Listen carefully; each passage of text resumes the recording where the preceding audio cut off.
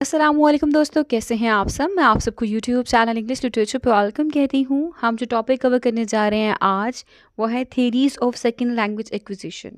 Subject है हमारा teaching English to speakers of other languages, यानी कि TESOL, और TEFL यानी कि teaching of English as a foreign language. ये हमारा सब्जेक्ट है। तो अब theories of second language acquisition क्या होता है। बेसिकली ये कुछ ऐसी थ्योरीज होती हैं जो कि सेकेंड लैंग्वेज एक्विजिशन के अंदर हेल्पफुल होती हैं।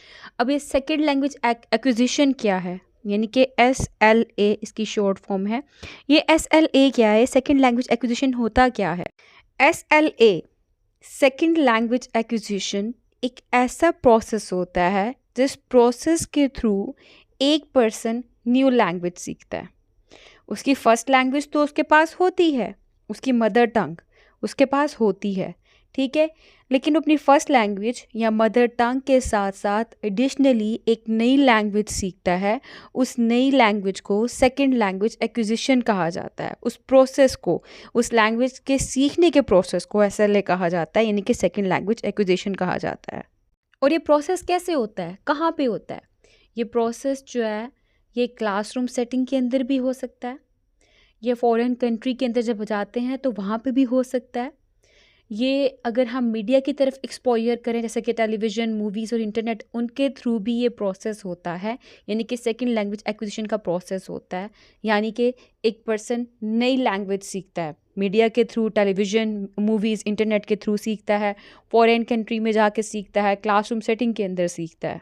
SLA के थ्रू, यानी कि सेकंड लैंग्वेज एक्विजिशन के थ्रू जो एक पर्सन है उसकी वेरियस लैंग्वेज स्किल्स की डेवलपमेंट होती हैं, सच एज उसकी लिसनिंग स्किल्स, उसकी स्पीकिंग स्किल्स, उसकी रीडिंग स्किल्स, उसकी राइटिंग स्किल्स, इन सब की डेवलपमेंट होती है। उसमें ग्रामेटिकल स्ट्रक्चर सीखता है, वो वोकैबुलरी सीखता है, वो कल्चरल नॉलेज सीखता है। किससे रेलेवेंट, अपनी टारगेट लैंग्वेज से रेलेवेंट। टारगेट लैंग्वेज कौन सी है, वो लैंग्वेज जो कि उसने सीखनी है उसको टारगेट लैंग्वेज कहते हैं।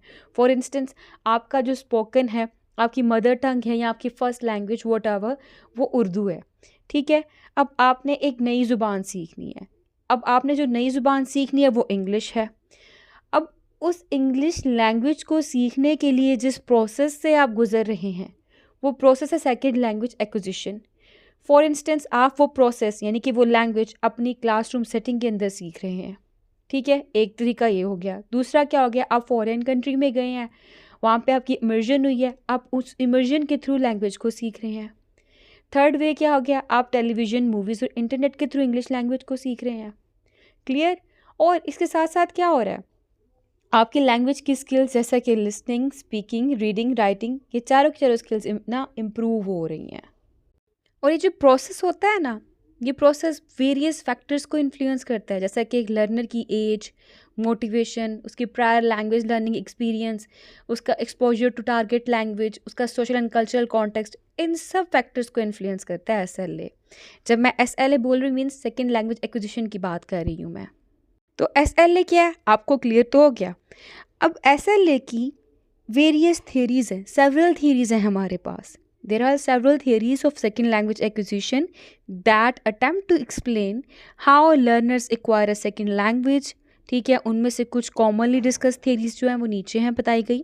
एक बिहेवियरिज्म है, एक इनेटिज्म है, कॉग्निटिव है, सोशो कल्चरल है, इनपुट प्रोसेसिंग है।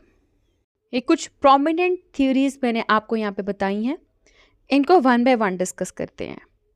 पहले आता है हमारे पास बिहेवियरिज्म। बिहेवियरिज्म क्या होता है, बिहेवियरिज्म बेसिकली रेपिटेशन, रेफोर्समेंट और कंडीशनिंग जो है इन लैंग्वेज लर्निंग, इस प्रोसेस को फॉलो करती है। ये जो बिहेवियरिज्म की थ्योरी है बेसिकली BF स्किनर ने दी थी, और उनका ये कहना था कि एक पर्सन जो है ना वो लैंग्वेज लर्निंग इमिटेशन, रेपिटेशन और रेनफोर्समेंट के थ्रू सीखता है। जो लैंग्वेज लर्निंग होती है ना, ये basically process of habit formation होता है। प्रोसेस ऑफ हैबिट फॉर्मेशन के थ्रू ही लैंग्वेज सीखी जाती है। और ये रेनफोर्समेंट क्या है कि एक पर्सन को जब कोई चीज़ सिखाई जा रही है, जब वो उसके ऊपर पॉजिटिव रिस्पॉन्स देता है, मतलब वो पॉजिटिव रेनफोर्समेंट है। और अगर वो नेगेटिव रिस्पॉन्स देता है तो वो मतलब नेगेटिव रेनफोर्समेंट है। फॉर एग्जाम्पल, मैं आपको एक एग्जाम्पल देती हूँ।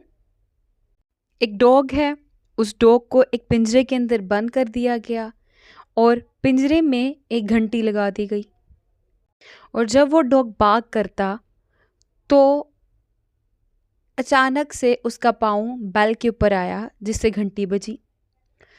जब वो घंटी बजी तो उसके लिए खाना आ गया। सेकंड टाइम अगेन डॉग ने बाग किया, उसका पाँव घंटी के ऊपर नहीं आया, और फिर जब डॉग का दोबारा से पाँव घंटी के ऊपर आया, घंटी बजी, तो उसके लिए फिर से खाना आ गया। अब डॉग को पता लग गया यहाँ पे कि जब मेरा पाँव घंटी पे आता है और जब घंटी बजती है तो मेरे लिए खाना आता है, तो डॉग ने ऐसा ही करना शुरू कर दिया। ठीक है, तो इससे क्या हुआ, वो डॉग की हैबिट फॉर्मेशन हुई। मैंने आपको ये एग्जाम्पल ईजी से करके, सिंपल से करके बताइए, वरना इस एग्जाम्पल की बाकायदा एक डिटेल है, बट अभी मेरा पर्पस आपको हैबिट फॉर्मेशन समझाना है, रेनफोर्समेंट क्या होता है ये समझाना है। क्लियर? यानी कि जब घंटी पे पाँव आया, डॉग को पता लग कि जब भी उसका घंटी के ऊपर पाँव आता है तो उसको उस टाइम पे खाना मिलता है, तो उसने ऐसा ही एक्शन जो है वो रिपीट करना शुरू कर दिया। ठीक है, इमिटेशन हुई, रिपीटिशन हुई और रेनफोर्समेंट हुई, और फिर ये पॉजिटिव रेनफोर्समेंट थी।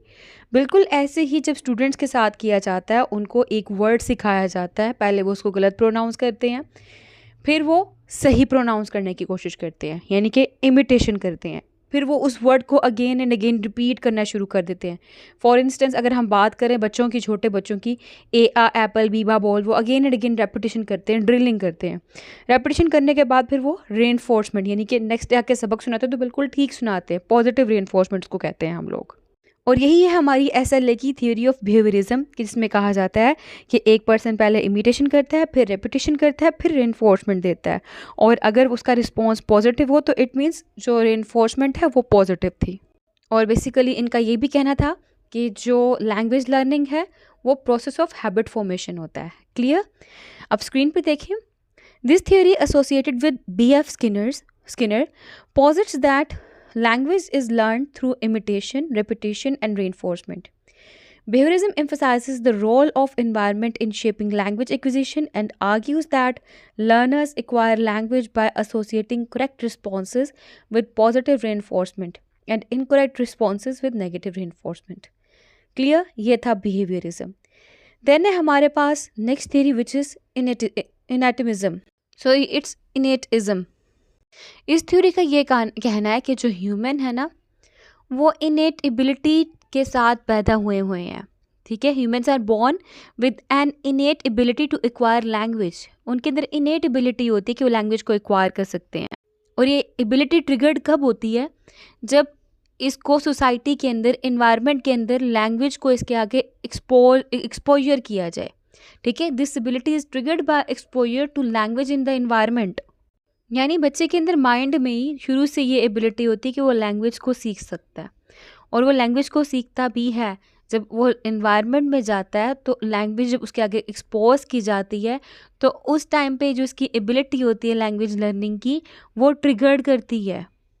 यानी इसमें ये कहा जाता है कि जो चिल्ड्रन होते हैं ना, वो अपने अंदर already inherent knowledge of language रखते हैं। जब वो पैदा होते हैं तो ऑलरेडी उनके अंदर इनहेरेंट नॉलेज ऑफ लैंग्वेज होता है, जो उनको अलाउ करता है to acquire knowledge rapidly and with little instructions, कि उनको छोटी सी थोड़ी बहुत इंस्ट्रक्शंस दी जाती हैं, वो उन थोड़ी बहुत इंस्ट्रक्शंस को लेकर ही लैंग्वेज को जल्दी से सीख जाता है। ठीक है, इसमें कहा जाता है कि जो लैंग्वेज लर्निंग है ना, वो यूनिवर्सल ग्रामर के थ्रू सीखी जाती है। मतलब क्या होता है कि जो ग्रामर सारी लैंग्वेजेस के लिए कॉमन होती है, मीन्स टू से दैट बच्चे के सामने एक ज़ुबान बोली जाती है, बच्चा उन ज़ुबान में से जो रूल्स होते हैं उनको रिड्यूस करता है, उनको रिड्यूस करने के बाद वो अपनी खुद की एक ग्रामेटिकल सिस्टम को कंस्ट्रक्ट करता है। और ये जो थियरी है बेसिकली एसोसिएट करती है नॉम चॉम्स्की से। स्क्रीन पे देखें, This theory, associated with Noam Chomsky, argues that humans have an innate capacity for language acquisition, which is guided by an innate language acquisition device. Innate language acquisition device मतलब LAD, ठीक है, language acquisition device इसका नाम है LAD। Noam Chomsky का कहना है कि जो ह्यूमन ब्रेन है ना, उसके अंदर LAD मौजूद होता है। ये एक स्पेसिफिक मॉड्यूल है ह्यूमन ब्रेन का जो कि लैंग्वेज एक्विजिशन के लिए रिस्पॉन्सिबल होता है। ठीक है, तो यहाँ पे ये कहा गया है कि which is guided by an innate language acquisition device. फिर कहते हैं innatist argue that language is acquired through exposure to language input which triggers the LAD to create a mental grammar. यानी कि वही बात कि इनएट एबिलिटी होती है लैंग्वेज लर्निंग की, बस बच्चे के आगे लैंग्वेज के कुछ वर्ड्स, कुछ रूल्स जो है वो एक्सपोजर किए जाते हैं। उनके एक्सपोजर से जो LAD है यानी कि लैंग्वेज एक्विजिशन डिवाइस है, और ये डिवाइस एक ह्यूमन ब्रेन के अंदर होती है, कहते हैं ये जो है ये ट्रिगर करती है, और इसके ट्रिगर करने से जो बच्चा होता है, जो स्टूडेंट होता है, वो लैंग्वेज की लर्निंग सीखता है और अपने खुद की ग्रामर, मेंटल ग्रामर क्रिएट करता है। क्लियर? ये थी सेकंड। थर्ड वन है जी कॉग्निटिव। इसका पूरा नाम कॉग्निटिव कंस्ट्रक्टिविज्म भी है। ये बेसिकली एम्फेसाइज करता है role of active engagement, problem solving and discovery in language learning, कि जो लैंग्वेज लर्निंग है उसके अंदर एक्टिव इंगेजमेंट, प्रॉब्लम सॉल्विंग और डिस्कवरी वगैरह इन फैक्टर्स को ये एम्फेसाइज करता है। इसमें ये कहा जाता है कि जो लर्नर है वो अपना खुद का लैंग्वेज का जो नॉलेज है वो क्रिएट करता है। किस तरह से क्रिएट करता है? Through the process of interacting with the language and making sense of it. क्या करता है वो कि जो लैंग्वेज है उसके प्रोसेस के साथ इंटरेक्ट करता है, फिर वो खुद ही लैंग्वेज के बारे में अपने माइंड में नॉलेज कंस्ट्रक्ट करता है और उसकी वो सेंस बनाता है। ये होता है जी कॉग्निटिव के अंदर। स्क्रीन पे देखें, this theory posits that language acquisition is the result of cognitive processes such as attention, memory and perception. ये सारे के सारे क्या हैं? ये कॉग्निटिव प्रोसेस होते हैं। Cognitive theories emphasize the role of learners' mental processes in acquiring language and argue that learners must actively process and interpret language input in order to acquire it। कि जो लर्नर होता है ना उसकी active engagement होनी चाहिए language learning के दौरान में, और इनके अकॉर्डिंग ये भी है कि जो लर्नर है वो लैंग्वेज की लर्निंग कैसे करता है, वो लैंग्वेज के साथ इंटरेक्ट करता है, इंटरेक्ट करने के बाद वो खुद की लैंग्वेज की नॉलेज बिल्ड करता है और फिर वो इसके एक सेंस बनाता है। यानी कि जो है लर्नर वो एक्टिव रोल प्ले करता है, वो प्रॉपर अटेंशन देता है, वो अपनी मेमोरी और अपनी परसेप्शन का यूज़ करता है। क्लियर? नेक्स्ट है जी सोशो कल्चरल थ्योरी। इसमें बेसिकली जो सोशल इंट्रैक्शन होते हैं और जो कल्चरल कॉन्टेक्स्ट होते हैं लैंग्वेज लर्निंग के अंदर, उनके रोल की बात की जाती है। इसमें कहा जाता है कि जो लैंग्वेज एक्विजिशन होती है ना वो सोसाइटी के अंदर, सोशल कॉन्टेक्स्ट के अंदर दूसरों के साथ इंट्रैक्शन करके, मीनिंगफुल एक्टिविटीज़ के अंदर पार्टिसिपेट करके लर्न की जाती है। ठीक है, जो लैंग्वेज एक्विजिशन होती है, जो लैंग्वेज सीखी जाती है, वो क्या होती है कि सोसाइटी के अंदर दूसरे लोगों के साथ सोशल कॉन्टेक्स्ट में इंट्रैक्शंस करके और मीनिंगफुल एक्टिविटीज़ के अंदर पार्टिसिपेट करके। अब स्क्रीन पर देखें जी, दिस थ्योरी एसोसिएटेड विद लेव Vygotsky emphasizes the role of social and cultural factors in language acquisition.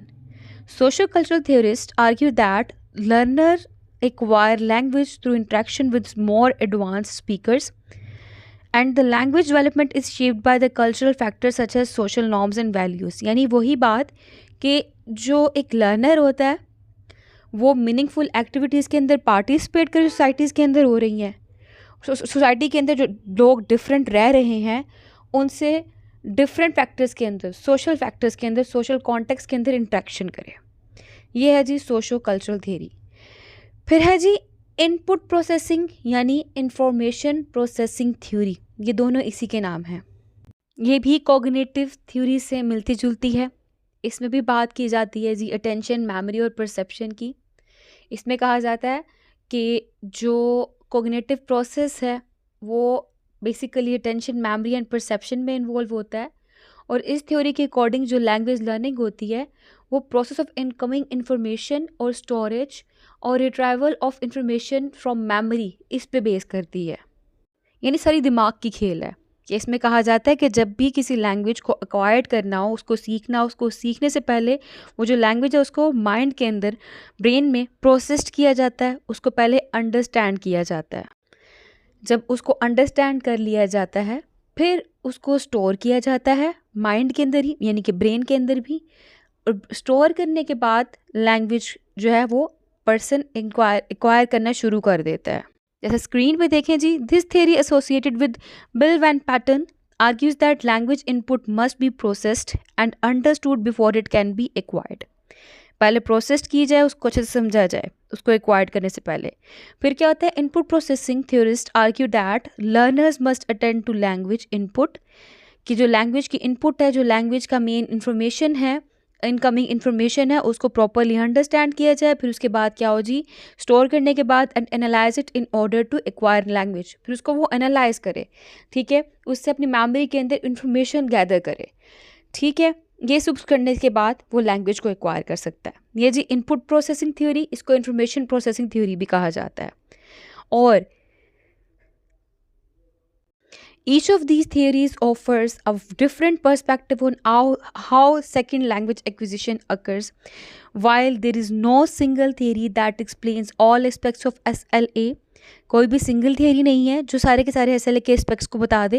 And understanding of these different theories can help teachers to better understand how learners acquire a second language, के कैसे एक learner second language को acquire कर सकता है, and to adopt their teaching practices accordingly, ठीक है, कि एक जो लर्नर है उसको सेकेंड लैंग्वेज कैसे एक्वायर वो ईजिली कर सकता है और उसी के अकॉर्डिंग फिर वो अपना टीचिंग मैथड जो है वो अडॉप्ट करे।